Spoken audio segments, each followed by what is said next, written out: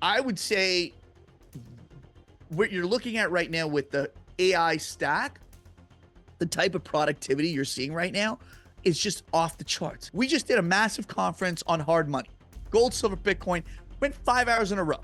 Now I can take that and kind of summarize clips of it to like, you just give me the summary points of this thing, right? And that to me, like truly, if I were to do that myself, like this, just all my, it's still our interview, still our voice, like, but just to do that physically, that could be, we're looking at a project that could take weeks. No word of a lie, right?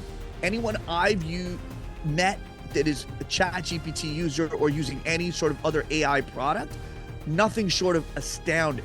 And to pay 2025, 35 times 2025 earnings for NVIDIA, I think it's a steal.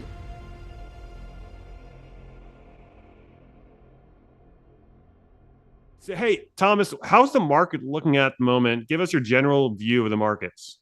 Yeah, so, at a very high level, I think it's probably one of the most dynamic in terms of how we're positioned, right? And I think the barbell of owning high flying tech and growth tech, structural growth tech in combination with commodities is probably the best way you can situate yourself. And that's the way we've situated ourselves in the DARP ETF, disruption at a reasonable price. So for us, we think that this is one of the great setups if you own in your portfolio tech, and specifically speaking, the AI side of it. And then on the other side, owning commodities. I see. So, are you the only one that you know of that's kind of merging the gap between the two? Yeah, we are. So Yeah, I've yeah, never heard that. I mean, I've heard it when you came on last time, but it's like this is a completely unique concept.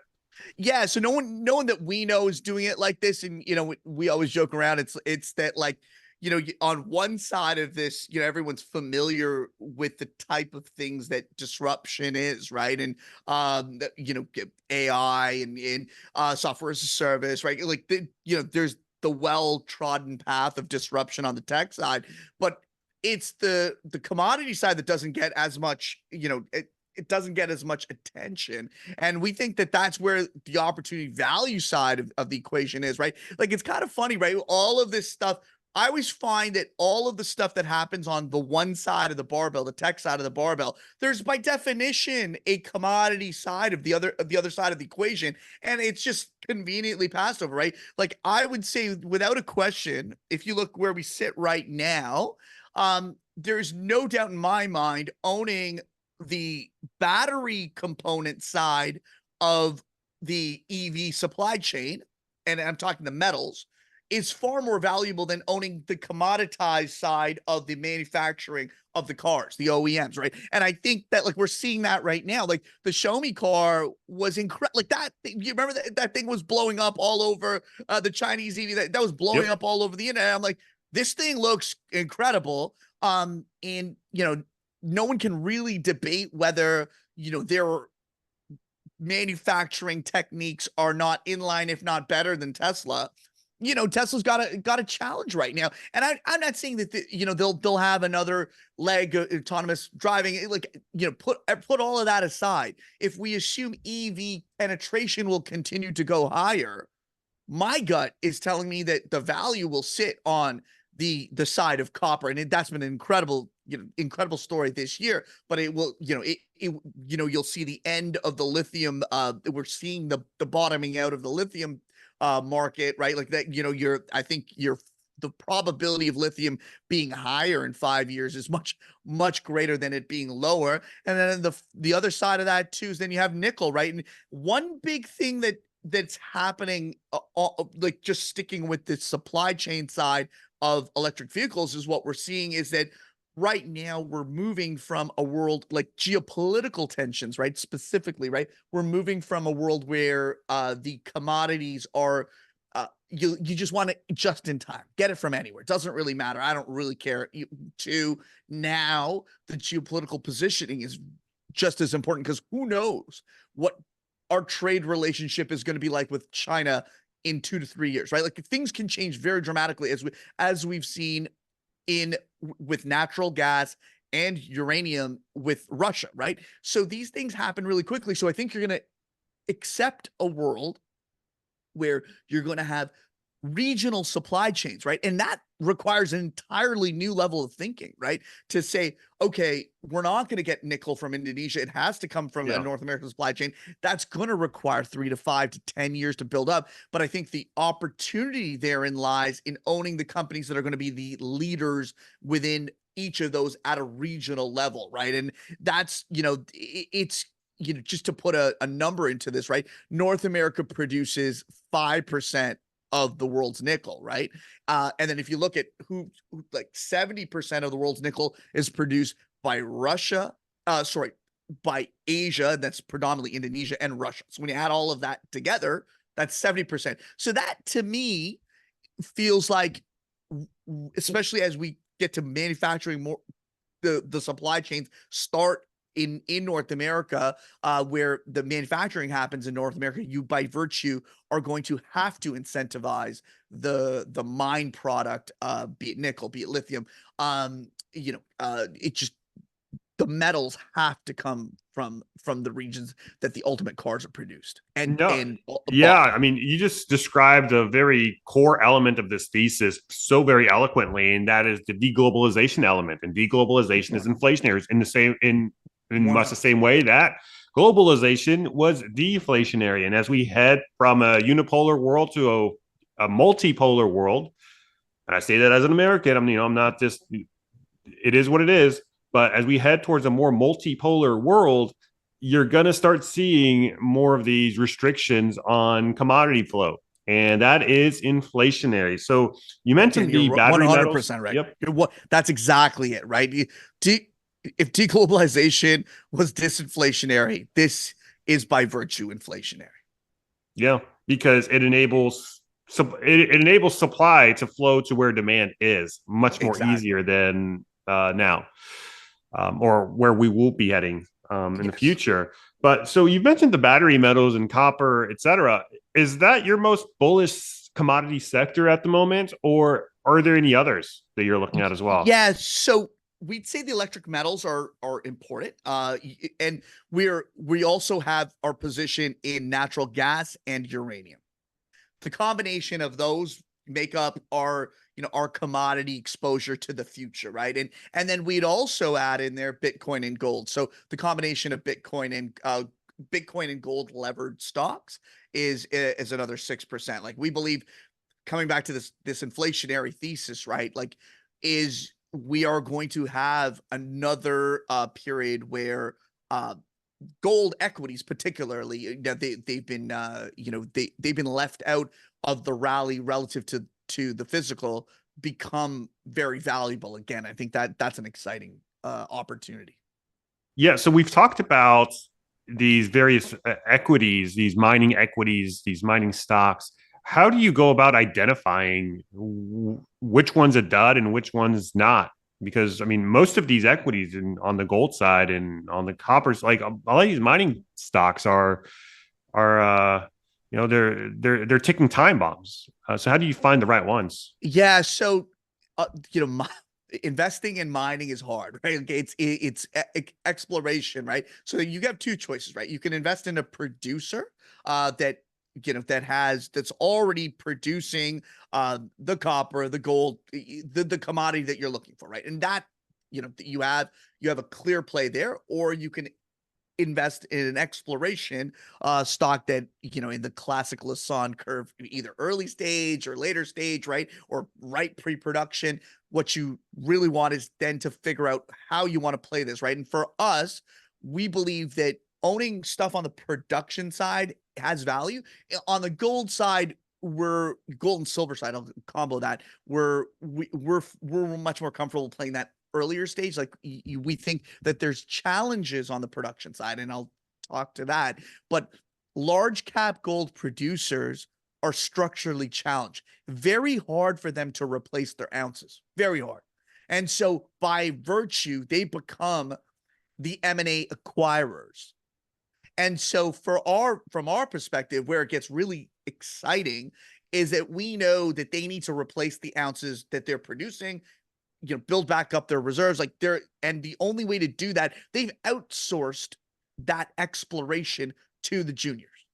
And so for us is if you can find an interesting junior that has those ounces, has that opportunity to legitimately become a part of the larger company's production profile, that becomes very exciting, right? And so that's in the gold realm, like that's the kind of supply chain that we want to play, is that large caps have to go out and acquire.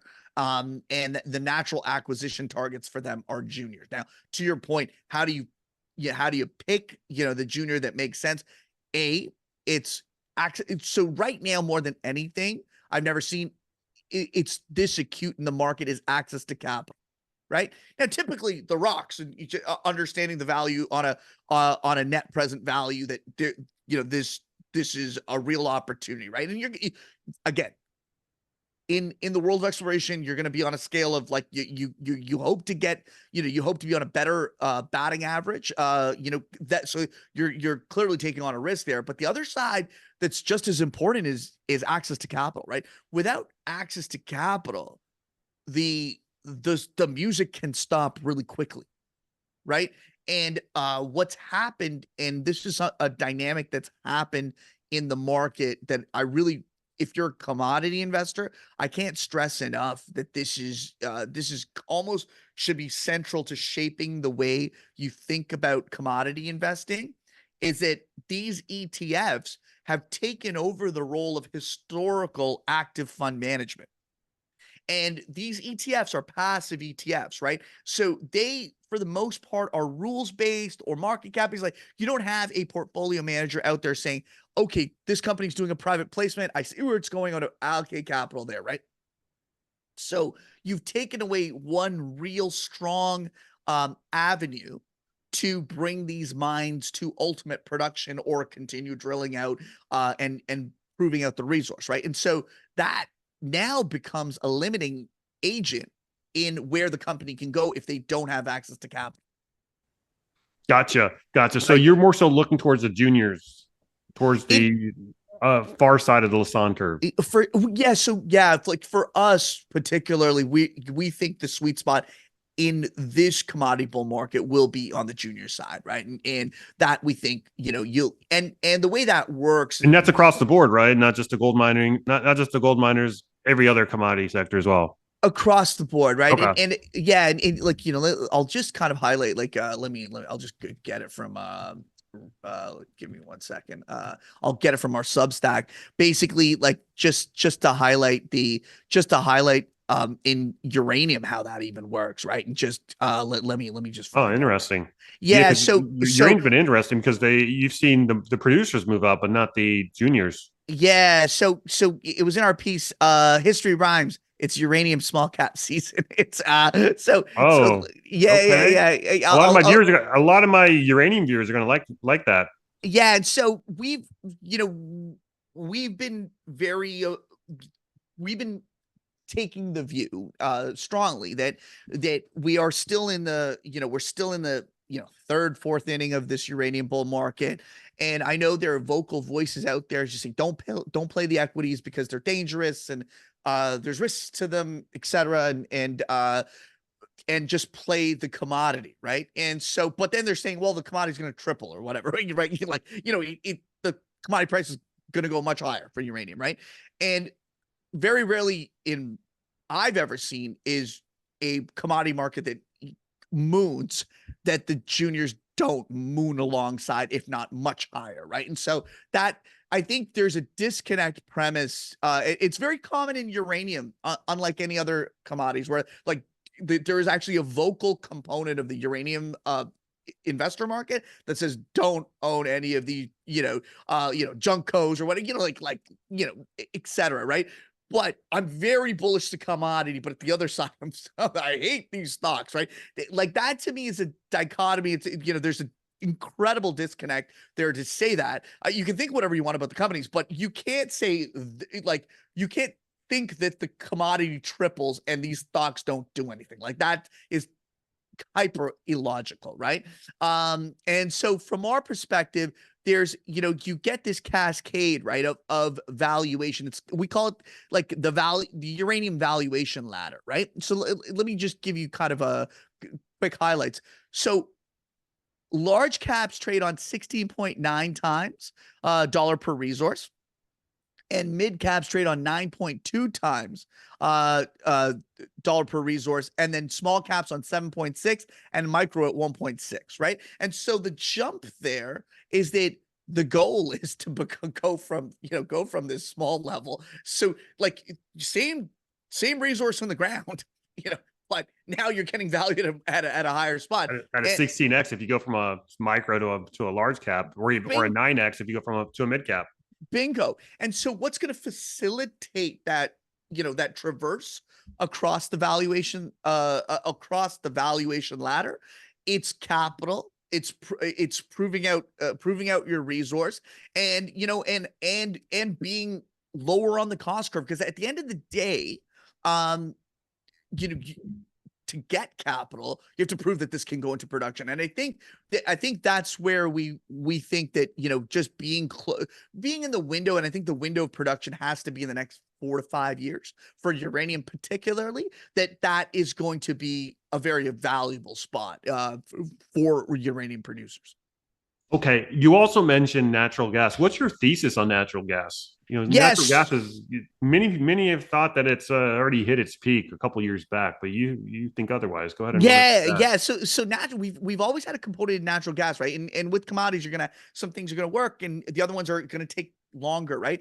I think natural gas really is, if I were to look out 5, 6, 7 years, probably the best risk reward, especially where we're sitting right now, pricing wise. And a lot of people get confused about natural gas, the commodity, versus natural gas producers.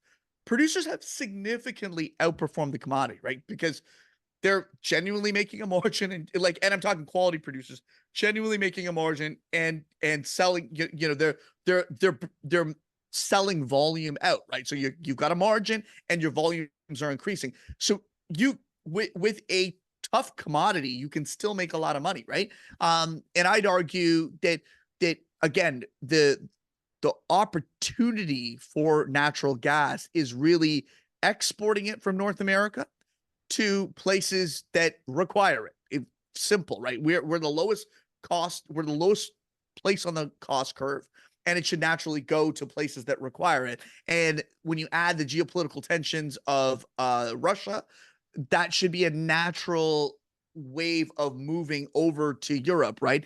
And that's the opportunity, right? It is a structural opportunity to sell these advantaged molecules globally. And I'd say the other opportunity is when you think about the bridging that's going to happen, right? You're going to see a pinch point because of all of this AI the data computation is going to be incredibly power hungry.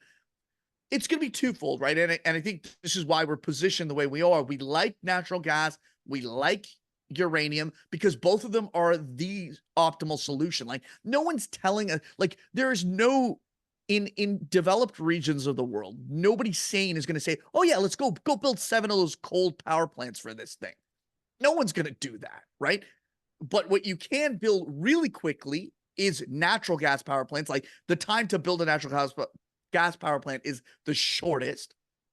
And then secondarily, on a medium to longer term view, this data hungry nature of AI, you're going to have to think more strategically, and it always has to end in nuclear. That kind of is like, so you almost think bridging to get to nuclear. But I think what has been clear is that wind and solar, that period of let's just build it, doesn't really matter the cost.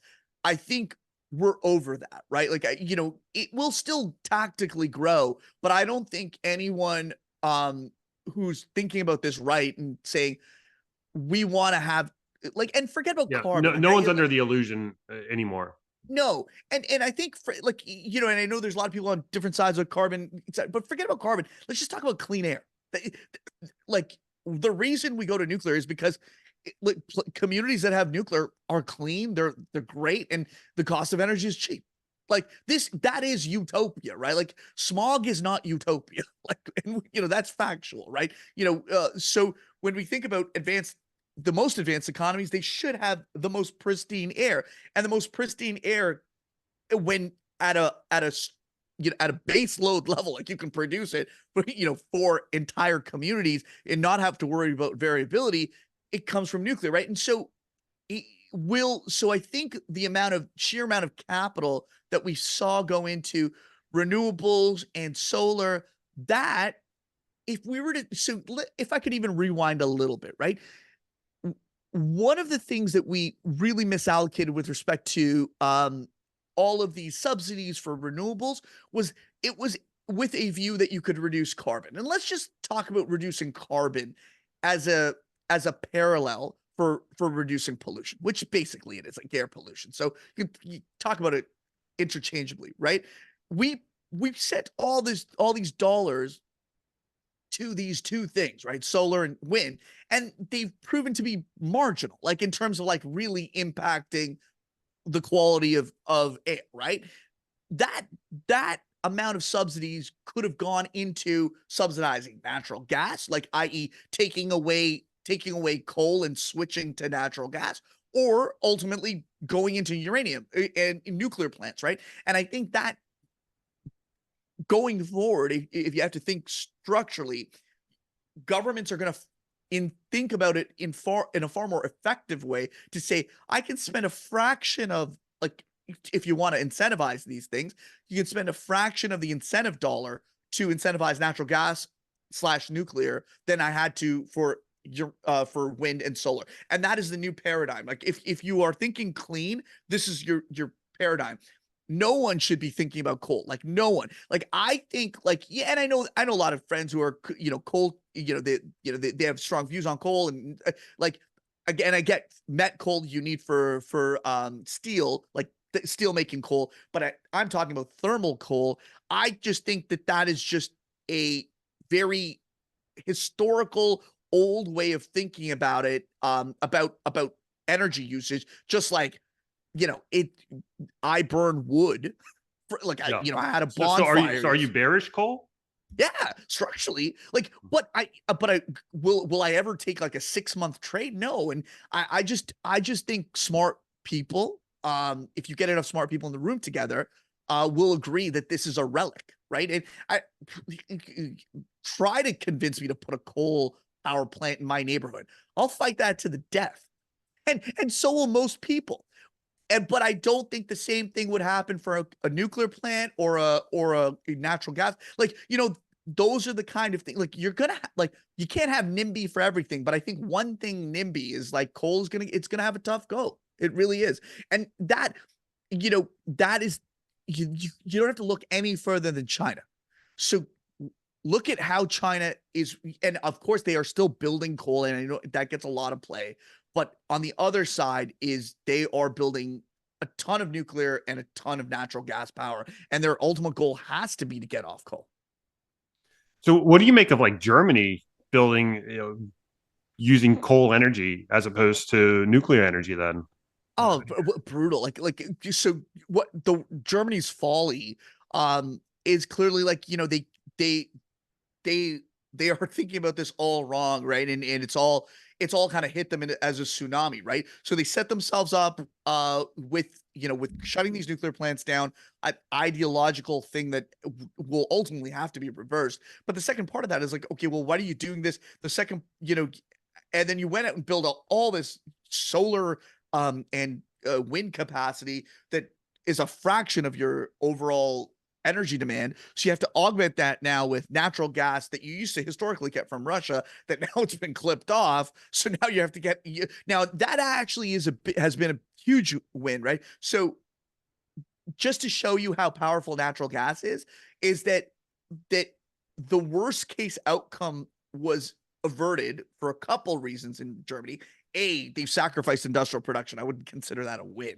But B, they were able to bring in LNG import terminals in record speed to basically Lego this thing, right? And that kind of, it shows you like how amazing natural gas can be, right? But then secondarily, to your point, right, then they have to like lean heavier on the coal plants they have, like so I just think it will get rectified in time, but it's kind of like a forest from the trees, if you will, and you get this hodgepodge of like you're doing this but it screws up this. And I think a world that has North American natural gas going to friendly countries, because and our stuff's cheap. It's not like, we're the high cost producer, right? So it makes a ton of sense sending it to the right places. Like these are friendly countries, developed world. This comes back to the new world order, which is deglobalization.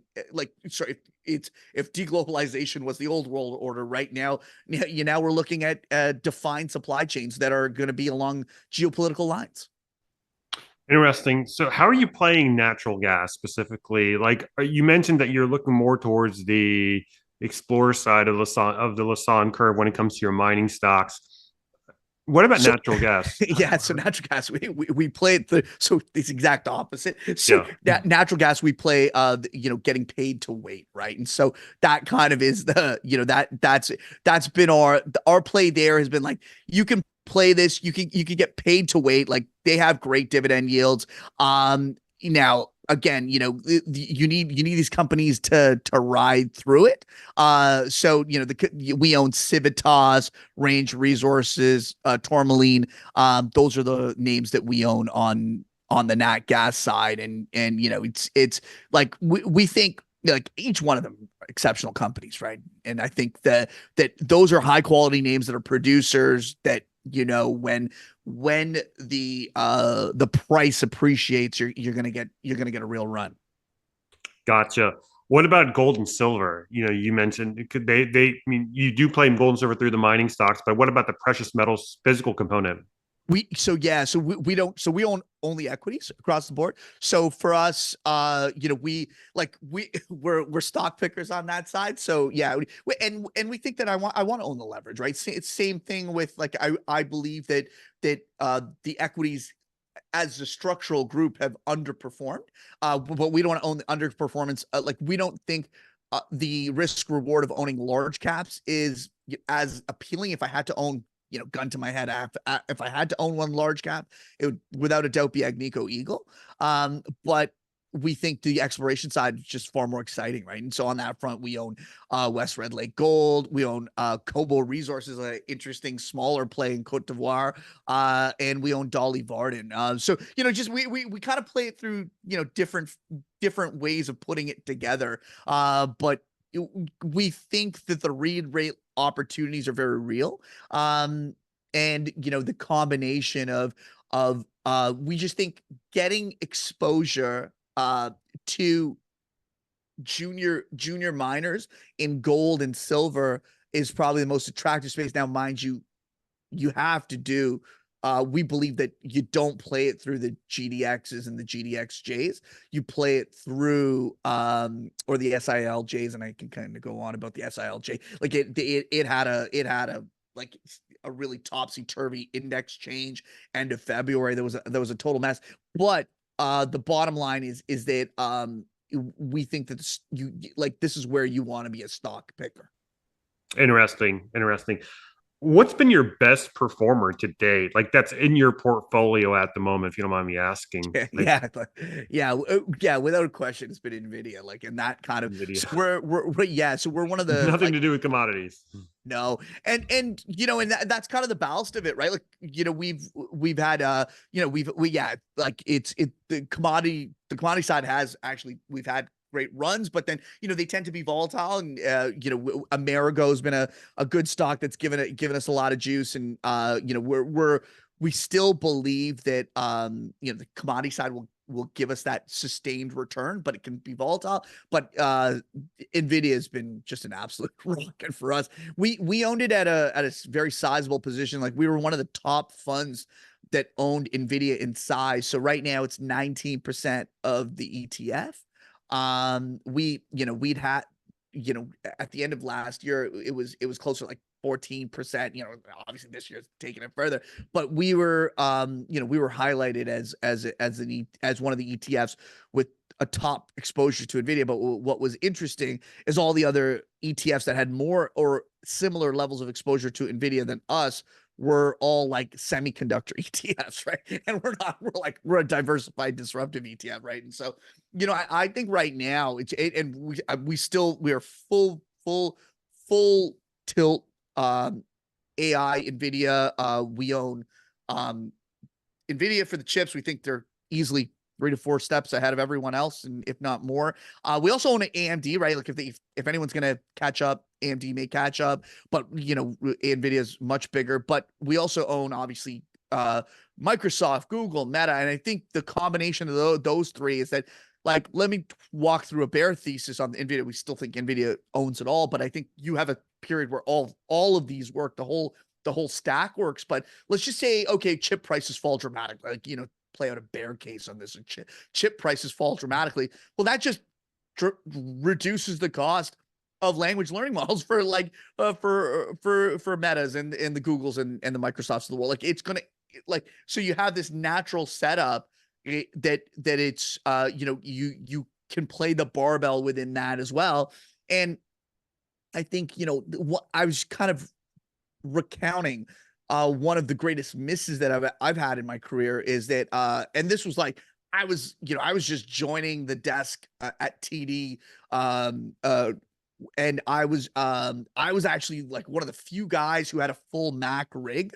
I had like the tower back in 2001. Like, it was great. Like, there are very few guys who own like all that Mac stuff. And a lot of my friends were producers and, like in the music scene. And like, I was like this, like, it was a totally different experience being on a PC than going to a Mac. Like, but what I didn't own, I owned I owned some Apple, and then I sold it. Like, you know what I mean? Like, sell, like, oh, it's up 20% and sell. If I actually own that in size, knowing what, just knowing that company was so far superior, like, as a user, that, one of those opportunities, I'm like, if I ever see this pitch again, I'm not gonna fumble that. Right. And it's that classic, where Apple runs and then it gets into this overvaluation, and you have this historical bias where you're like, I could have owned it in 2001, right? And then you just never get back into it in any sort of material way, life-changing way, so to speak, right? Because you have this historical anchoring. Well, I just wish I kind of, and I try to really just approach every day without that anchoring to say, listen, how should I look at the board right now? And what are the best opportunities? And do I have enough, do I have enough leverage into that door? Scott and I think about this all the time, right? Do we have enough pressure at the right places within the portfolio to make a meaningful difference? Like, does it really reflect the way we feel about it? And I have to say, like, right now, so AI is 63% of the ETF, and we feel very comfortable that is the right percentage of weighting. So that includes, it's including this Nvidia and all the other pieces in there. We feel that that's the right weighting. And when I think about this right now, all of what's Apple's been able to do, let's just even rewind back, and there was the tower, then there was the iPod, then there was the iPhone. It was the hit factory, right? I would argue that the ascent in Apple, and let's talk about Warren Buffett and his, his position now. I actually have a little something about Apple, and anyone who owns it now, I just think it's kind of, it's Apple right now is what Microsoft was through the the 2010s. Remember when Microsoft was just a dead stock? It was like not going anywhere with Steve Ballmer, right? And then it basically sat you just recharge the entire company, right? But I think Apple's going through that moment. Like, they're ultimately gonna have to jettison Tim Cook, right? But just to kind of rewind, right? You look at all of the things that happen. I'd argue, obviously, iPhone from productivity, like, just to really say productivity as like one of the great drivers. The smartphone has been one of the incredible drivers of productivity, right? I would say what you're looking at right now with the AI stack, the type of productivity you're seeing right now is just off the charts. It literally is off the charts. Anyone messing with ChatGPT, like, we basically like just real functional use, right? We just did a massive conference on hard money, gold, silver, Bitcoin, went 5 hours in a row, right? Talking to, some of the smartest minds in the space. Now I can take that and kind of summarize clips of it to like, you just give me the summary points of this thing, right? And that to me, like truly, if I were to do that myself, like this, just it's still our interview, still our voice, like, but just to do that physically, that could be, we're looking at a project that could take weeks. No word of a lie, right? Like, by the time you put it all together, now you can jam that all out in days, right? And that to me is just so profound in terms of how you can think about just what this is doing. And anyone I've met that is a chat GPT user or using any sort of other AI product, nothing short of astounding. And to pay 2025, 35 times 2025 earnings for NVIDIA, I think it's a steal. Like, and it's deflationary too, which you and just it's mentioned. completely deflationary. So I would say, it's a part of the cycle you want to be torqued to. You want to have all your chips on the table there without a doubt. What about people that draw parallels to the last tech bubble where, you obviously saw Google and Microsoft, et cetera, take part in it, but, you did have a bursting of the bubble at that point. Where are we today compared to the tech bubble of yesterday being in 2000? Yeah, so I had a great graph I tweeted out. I want to say like, last quarter. It was a while back, but it still holds, right? So basically, if you were to look at like where things peaked out at, it's like 100 times PE, right? So you're talking about and you're also talking about like really this was the reason was that it was a lot of pets.com type of stuff, right? There was a lot of stuff that was truly just unanchored, right? And I'd argue the last, like, I'm talking, the 2000 tech bubble, a lot of that was not anchored in productivity, right? When you can anchor it in productivity, I think that's the core difference here, Danny. Like, I think that if you look at what AI is offering right now is a true on the ground productivity enhancement that's just starting to spread, right? But to your point, right, it's a deflationary component. Like, if I'm a company facing inflation, what's the only lever that you have right now? Assuming it's a data oriented company, or there's a data component of your business that, your overall business, well, you're going to have to look here. You're going to have to, because right now your commodity side has just gone more expensive. And to put that in, more simple terms, right? Your EV now costs more, everything down the chain costs more. So you have to find it from the data side without a doubt. You mentioned 100 PE. What's it at today in the tech sector? Yeah. So the tech, I think, I'll have to double check, but like we're not like let's just look at NVIDIA. NVIDIA is at 35 times, right? Everything else is below that, right? And so like the interesting thing with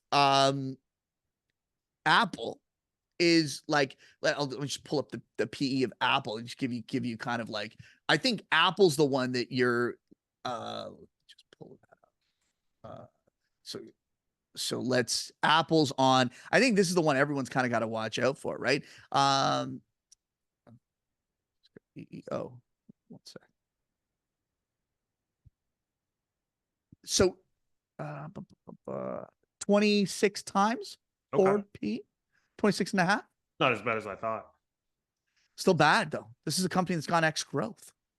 Mm-hmm. Right. So it's a company that's gone X growth. And I think, obviously you're seeing Buffett, sell bits out. And I think obviously you can't blow this thing out completely in day one. Right. So, I think people are going to be like, okay, this thing's going to underperform. And then they see another sale. Right. And they see another, like, you just could see this downward draft where, short of a new product cycle, it becomes a challenge stock. Now, here's what I would say. Like, there's always this buy index mantra, like yada, yada, yada. I would say this is the greatest time to not be indexing. Like this is the best time for active. And I'll give you two reasons very specific. First is Apple. If Apple does, let's not even say it goes down. Let's just say it does another Microsoft. That's a huge opportunity. You want to own the S&P 500 X Apple for sure. Right? Like I guarantee you. There was a graph I put out that was really interesting, and I can try to let me find that for you. But it looked at the earnings growth of here it is. So Magnificent Seven net income has been basically going up, right? Like so it bottomed at 250 billion, and now we're like at 375 billion, right? Kind of thing. And then basically if you were to look, so it's had a full kind of uplift, the Mag 7, and this also includes Apple, right, by the way, right, and Tesla and some other junk. Like it should be really fantastic for whatever the new acronym is, right? But the S&P 500 since 2022 has effectively been flat. So earnings and this is trailing 12-month earnings, have effectively been flat. So you're looking at this dynamic where people are like, oh, well, these tech stocks are overvalued. Well, the reason they're going up is that the rest of the market is gone X growth, and that's a real problem. I see. Well, hey, Thomas, thank you so much for coming on, my friend. Any concluding thoughts before we sign off? Yeah. So I would say, the barbell, own the barbell. It's that's how we've really structured the disruption at a reasonable price. The Grizzle Growth ETF, it just own tech and high growth tech. And on the other side, own the commodities that aren't being priced for the future. That's by definition inflationary. Yeah, you pretty much hedged yourself in both ways. So very novel strategy. Like I said, I've Yeah, never seen I haven't seen anyone else talk about this in the same way that you have. yeah. You know what? Like I hope that the market really appreciate, and I know that it ultimately will, right? We know that the market's appreciating the tech side, and I hope that the commodity side comes sooner than later. Like that, that I think we're starting to see that this year, right? And it's just it's clear that what the convergence point, is kind of funny enough. It's AI's data consumption and energy hungriness that ultimately will push the energy side. Like we're seeing a flywheel. It's kind of like a flywheel in a way. It really is. It really is. Cause like, I'm not long the white collar worker that's inputting data. I'm definitely not long that, right? Like that. If you think about what the short in the market is, it's like, before it was the McDonald's worker, it was the person who was working a service job that needed a union, right? Like they didn't have pricing power.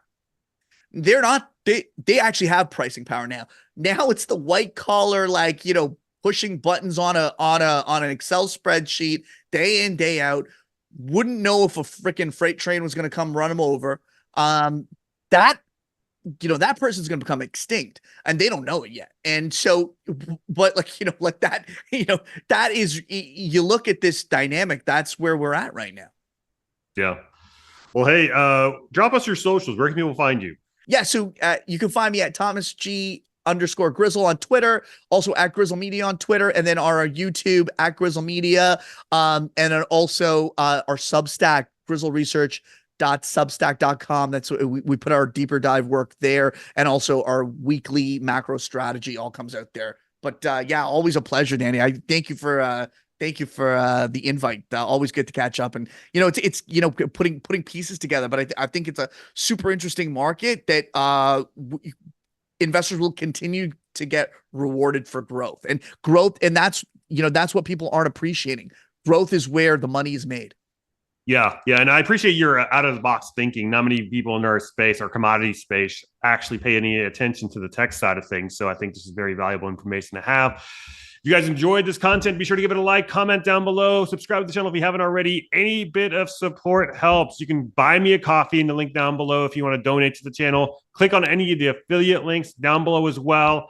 It also helps me out. And like I said, if money is tight, then a simple like, a simple comment, a simple subscribe also goes a long way. Every bit helps. I appreciate you guys, and I will see you in the next episode. Bye, y'all.